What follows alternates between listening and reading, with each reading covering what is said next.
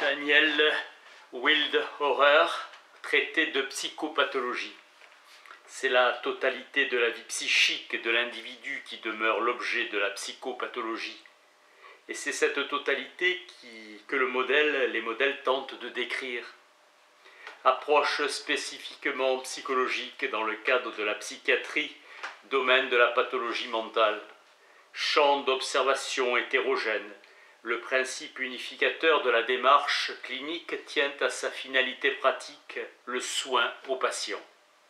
Développer une sémiologie adaptable à la compréhension du destin individuel. Deux objectifs, étudier le normal à partir du pathologique et le pathologique à partir du normal. Toute conduite normale dépend d'une causalité matérielle liée à un état du système nerveux et une causalité informative liée aux signaux de la réponse comportementale. L'appréciation du pathologique se mesure en fonction des différences sociales. Certaines formes de désorganisation de la personnalité altèrent la capacité de l'individu à répondre à ces normes. Une conduite en accord avec les normes sociales se fond dans l'univers des relations interpersonnelles et sociales. George Canguilhem distingue le concept d'anomalie de celui d'anormalité. L'anomalie se laisse voir et se dégage de l'ensemble. La normalité se réfère à la norme, ce concept étant relatif. Ambition de donner une explication d'ensemble des anomalies mentales. Volonté de prendre en compte la totalité des troubles mentaux. Henry Hay se réfère à des maladies et non à des formes de conduite. Les mêmes troubles mentaux peuvent être modifiés par des médicaments, une psychothérapie ou un traitement comportemental. Pas la même explication dans chacun des cas. Jusqu'en 1860, la folie, l'aliénation mentale se conçoit comme une maladie unique, distincte par les désordres de la conduite. Avant 1914, notion de maladie mentale, le champ de la psychiatrie est occupé par un ensemble de troubles distincts. Philippe Pinel ordonne les divers aspects cliniques. Jean-Étienne Esquirol maintient le paradigme de Pinel caractérisant par la faiblesse des facultés la démence. Étienne Jean Georget reste dans la tradition, le cerveau siège de la pensée, si elle est lésée, le cerveau doit l'être. Comme les autres viscères, il peut être atteint directement. Bale sera dans la stricte orthodoxie de l'aliénation mentale, la tradition germanique où la folie répond à une atteinte de l'âme devenue vulnérable du fait du péché originel, conception religieuse de Einroth. La tradition toscane avec Ciarugi qui distingue pathia et passion, dichotomie rigoureuse entre le physique et le moral de l'homme. Karl Jasper étudie la jalousie, réaction excessive à l'événement prévu, vécu, délire paranoïaque dont prévaut la jalousie. Localisation cérébrale vers 1880, intérêt pour l'histoire singulière du sujet. Influence de la philosophie phénoménologique prenant en compte l'expérience vécue du patient. La construction théorique la plus achevée avec l'organodynamisme de Henri Hay. Déstructuration de la conscience et de la personnalité, le niveau le plus grave est l'état confusionnel. Aujourd'hui, le malade n'est plus entièrement réduit à sa maladie, il est sujet de sa parole, auteur de ses comportements. La psychanalyse est passée de l'interrogatoire à l'entretien. Le dire est devenu objet d'investigation. La notion de personnalité est contestée par les psychanalystes dans la mesure où elle implique l'idée d'une totalité intégrée et celle de caractère n'a qu'une valeur descriptive, car suspecte de dérives inéistes. L'étude du fonctionnement psychique est l'objet essentiel de l'investigation. La sémiologie s'élargit aux attitudes et aux modes de relation avec autrui, ainsi qu'avec le clinicien. Élargissement du champ de l'investigation. Les symptômes ne sont pas isolés, mais interprétés à partir de leur complémentarité. L'investigation psychanalytique ne recherche pas des signes, elle explore des actes en saisissant leur surdétermination. L'étude des conduites concrètes du sujet au plus près du drame humain, Politzer. tenir compte de sa probabilité d'occurrence selon l'âge, le sexe et le contexte socio-culturel. Les diagnostics actualisent dans l'esprit du clinicien toute une culture et toute une expérience, implication des phénomènes du transfert et de la régression. L'approche pathogénique où un seul facteur causal doit pouvoir expliquer l'ensemble des aspects nosologiques suivant le degré de gravité et d'intensité de ses effets.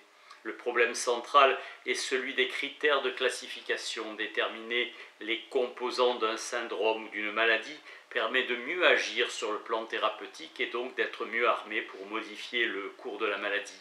Si les critères sont vérifiés, cela prouve qu'ils ont de bonnes qualités de validité. La plupart des informations recueillies en clinique correspondent à une vue instantanée concernant le patient et son état. La formalisation s'impose comme une exigence essentielle. Une langue est constituée d'une expression et d'un contenu critique de Noam Chomsky à l'égard de la linguistique qui doit aussi expliquer. Claude Lévi-Strauss propose une philosophie de la connaissance ethnographique des peuples et une méthodologie philosophique de l'anthropologie. Il montre que les hommes, du plus sauvage au plus érudit, ont toujours pensé aussi bien. Seuls les contenus, et c'est en cela qu'ils sont négligeables, ont varié. Le génie formel de l'espèce demeure le même. La pensée sauvage instaure au plus près des faits un réseau de structures aussi rationnel que celui utilisé par un savant ou un historien. Exemple d'autorisation et d'interdiction du mariage par des règles qui organisent la circulation des femmes dans les sociétés archaïques. Michel Foucault prend ses distances par rapport à l'ordre des raisons du structuralisme philosophique. La structure interne constitue une illusion et la discontinuité constitue la caractéristique fondamentale des systèmes de pensée. En mathématiques, il existe une hiérarchie des structures allant du simple au complexe et du général au particulier. L'intuition conserve son rôle fondamental antérieur à tout raisonnement. De nouvelles structures sont régulièrement découvertes ou inventées, modifiant les anciennes. Il y a structure quand les éléments sont réunis en une totalité, présentant certaines propriétés en tant que totalité. Karl Beuller a mis en évidence les caractères subjectifs de la structure. Il a montré que le jugement est un acte unificateur et la pensée comporte des degrés de complexité croissante. Dans l'intelligence adulte, la pensée est le miroir de la logique. Pour Piaget, les données de départ sont constituées par une coordination générale des actions, assimilation, processus selon lequel une conduite se reproduit activement et intègre de nouveaux objets. Piaget pose que la nature du réel est d'être en construction permanente. Dans le développement mental de l'enfant, les éléments cognitifs et sentiments affectifs sont inséparables, parallèles des structures intellectuelles et des niveaux de développement affectif. Le travail dialectique préconisé par Freud commence par un souci d'ajustement permanent entre les phénomènes considérés. Il existe chez tout sujet une polarité d'adaptation au réel active et une polarité de retrait intérieur assumée par des rêveries et la réalisation omnipotente des désirs. Freud place sous l'égide de l'activité défensive du moi l'ensemble du processus névrotique. Le moi obéit à une véritable rationalité et son activité se modifie en fonction du développement de sa propre structure. Immaturité initiale, dépendance aux objets, complexe d'Oedipe, angoisse de castration, latence, constitution de surmoi et adaptation sociale. Pour Jacques Lacan, il y a deux concepts, l'inconscient et la castration. Dans l'inconscient se déploie une dynamique tournant autour du complexe d'Oedipe. Toute activité de pensée revient toujours à un détour vers l'accomplissement du désir. Le principe de plaisir et celui de réalité ne sont au fond qu'un seul désir. Il y a désir parce qu'il y a de l'inconscient. Sappho. Du langage qui échappe au sujet dans sa structure et ses effets, il y a toujours au niveau du langage quelque chose qui est au-delà de la conscience. Et c'est là que peut se situer la fonction du désir. Le désir du désir de l'autre, c'est-à-dire le désir d'être aimé. Sous l'égide de l'organisation du manque s'enchaînent des séquences interdépendantes constituant des réseaux. Le travail de l'analyste consiste à réorganiser les séquences perverties afin de les rétablir par des faits de parole. La névrose est essentiellement conçue comme une chute de l'édifice fonctionnel qui caractérise l'individu par des fatigues, de l'agitation, gaspillage d'énergie. La fonction est altérée mais pas détruite. Si la diminution énergétique est faible, la névrose n'est pas grave. L'hystérie atteint la perception et la construction de la personnalité. Jean Bergeret insiste à considérer le symptôme selon sa valeur relative et saisir la structure qui l'a produit. Il met en garde contre une précipitation diagnostique dangereuse. Le psychisme individuel se cristallise comme un cristal avec des lignes de clivage originales, métaphore du cristal tombé qui se brise en tombant, mais pas de façon quelconque. Dans la structure psychotique, le mécanisme dominant est le déni qui porte sur une grande partie de la réalité. Les conduites psychiques des schizophrènes relèvent d'une extrême complexité.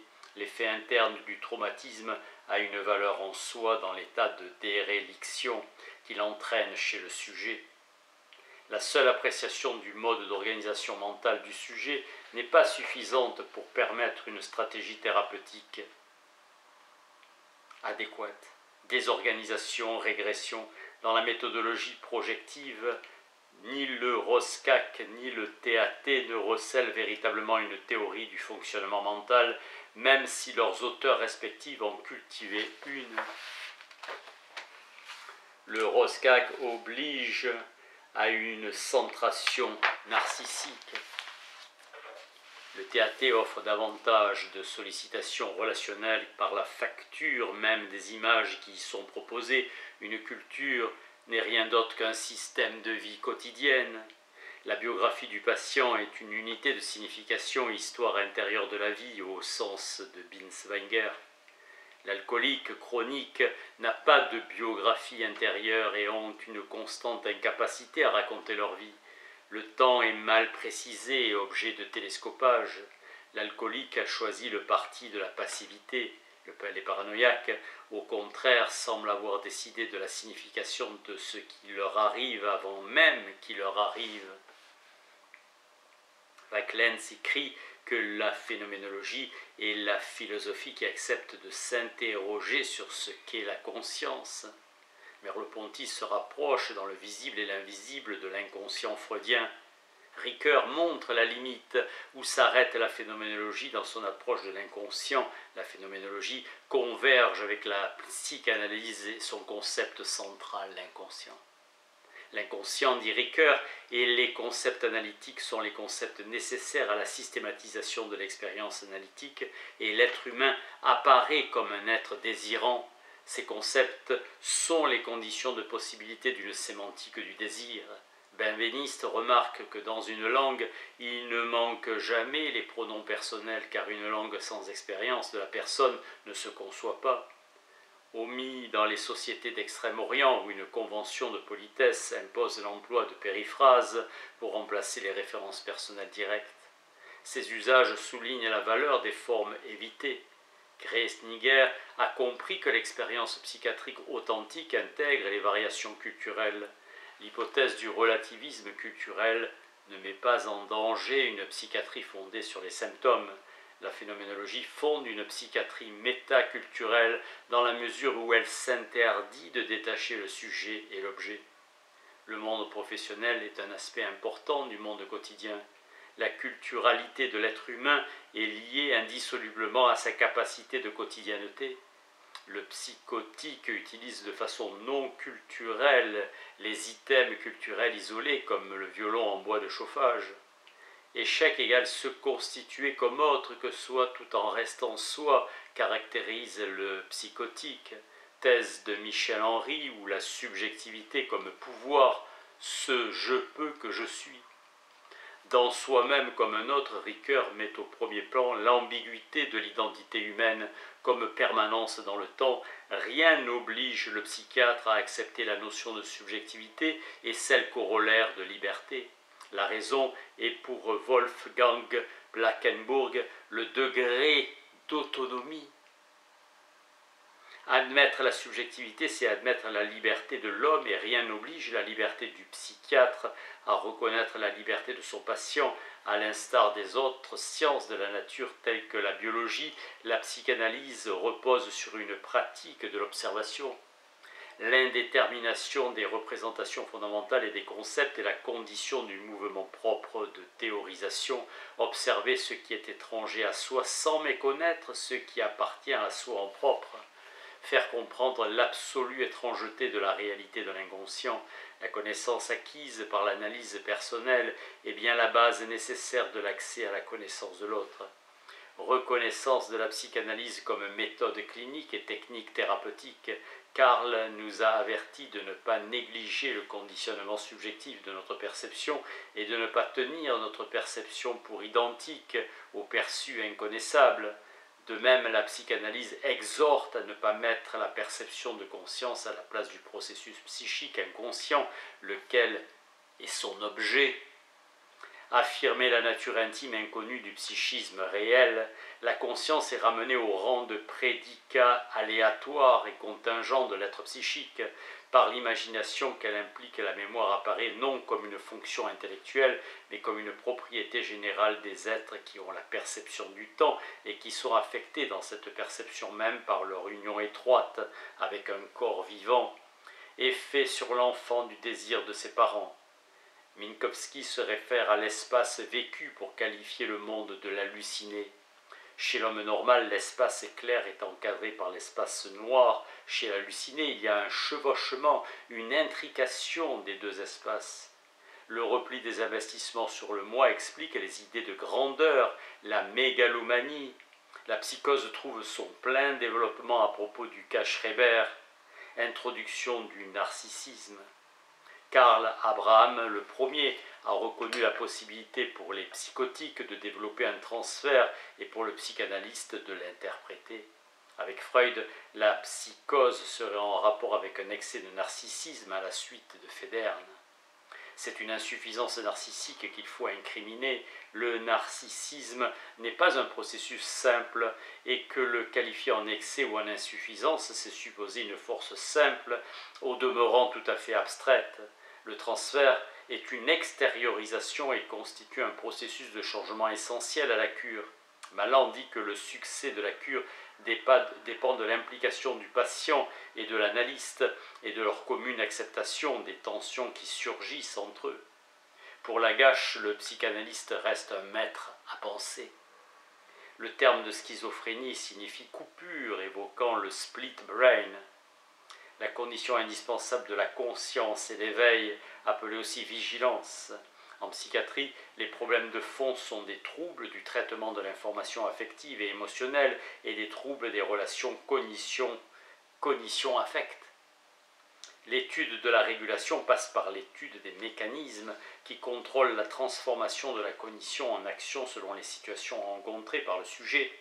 Pour le behaviorisme, il existe des patterns de réponse à un stimulus et des lois de développement associatif des conduites, dynamique des systèmes comportementaux. L'orientation intentionnelle de l'activité constitue un postulat de la psychanalyse. Pour Daniel Lagache, la conduite est l'ensemble des opérations par lesquelles un organisme en situation tend à réaliser ses possibilités et à réduire les tensions qui menacent son unité et le motivent. Avec Brentano, tous les phénomènes mentaux exhibent de l'intentionnalité. L'action comporte en elle-même son intention au sens d'une orientation vers un but. Par définition, toute action est dirigée vers un but. Dans la théorie de l'action, motivation, intentionnalité et action dirigée vers un but peuvent être considérées comme des synonymes à des niveaux de complétude et des niveaux d'organisation différents. Wilder-Loher propose l'idée que l'inconscient se caractérise par une règle de production qui ordonne certaines actions. Les troubles psychologiques peuvent être conceptualisés comme des actions inefficaces en raison de buts non clairement établis, de plans inadéquats, d'insuffisance ou d'erreurs de feedback. Le ralentissement du sujet déprimé, aussi bien moteur que cognitif, touche tout particulièrement l'initiation de l'action. Le ralentissement de l'activité fait partie de la description clinique du déprimé. Lenteur générale chez le déprimé dans toutes les actions. Ralentissement dépressif et accélération maniaque, c'est être emprisonné dans un système d'exécution d'action, caractère programmé et répétitif des sujets dans leur manière de penser et d'agir. Une source de confusion tient à un emploi mal contrôlé de concepts.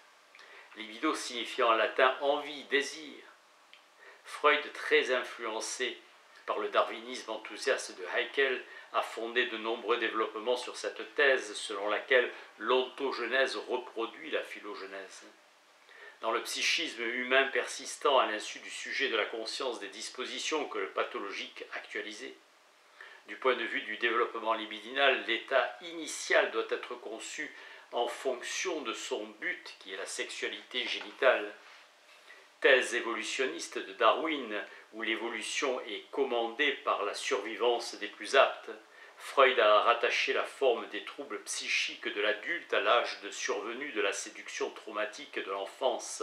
Le désir incestueux pour le parent du sexe opposé détermine chez l'enfant l'angoisse de castration qui, inconsciente, rend compte en analyse des diverses manifestations de l'angoisse névrotique. Chaque stade est défini par une position libidinale typique du sujet vis-à-vis de lui-même et de l'objet. L'utilisation de l'espace fait partie du mouvement d'extériorisation, l'adolescence comme processus de changement structurel de la personnalité. L'adolescence est un facteur de déséquilibre, espace psychique élargi. Il existe une relation dialectique entre équilibre narcissique et investissement objectal. Déstabilisation durant l'adolescence qui met à l'épreuve les acquis antérieurs. La famille comme système, la famille assure la différenciation et l'autonomie des individus qui la composent. La famille forme une unité d'esprit, c'est-à-dire un ensemble de personnes créant un processus physique et mental donnant sens à l'existence. Mais cet esprit est une partie de l'esprit des personnes qui le constituent. La perte d'objets comme le décès du conjoint ou le divorce est le facteur précipitant de la dépression. La majorité des personnes qui développent une dépression n'ont pas de maladie mentale. L'environnement social peut atténuer ou majorer les conséquences pratiques des événements stressants et donc leur signification pour le sujet. Le réseau social fournit un soutien émotionnel qui contribue à maintenir l'estime et la confiance en soi, le sentiment d'être utile à autrui. Chaque individu possède des caractéristiques qui vont modifier sa vulnérabilité à l'égard des événements, manière dont un sujet fait face aux conséquences émotionnelles et pratiques d'un événement. La thèse phénoménologique apparaît avant tout une thèse du jeu avant d'être une thèse naturelle du jugement. La phénoménologie husserlienne nous permet d'apercevoir la position d'un ego transcendantal comme la limite ultime de tout acte de langage, en même temps qu'elle lui est constitutive. La langue est définie par Saussure comme un système articulé de signes qui permet de représenter les dires ou les idées. Langue comme articulation s'oppose à une définition phénoménologique de la langue comme expression. Le langage est considéré comme le produit collectif des usages singuliers. La sémantique d'un échange conversationnel est constituée par l'enchaînement des actes de langage. L'essentiel du sens d'un dialogue serait construit par la logique des états intentionnels que le locuteur et auditeur s'imputent successivement et mutuellement à partir des données dont ils disposent sur la situation. La pertinence est le principe fondamental de toute communication dans la limite des contraintes rationnelles du principe de pertinence. L'auditeur infère l'information que le locuteur manifeste avec l'intention de lui communiquer. Le clinicien traite en temps réel l'information communiquée par le patient. L'activité d'écoute est productrice de signification et au sens de Hoc une activité de diagnostic. L'écoute est dirigée par des objectifs.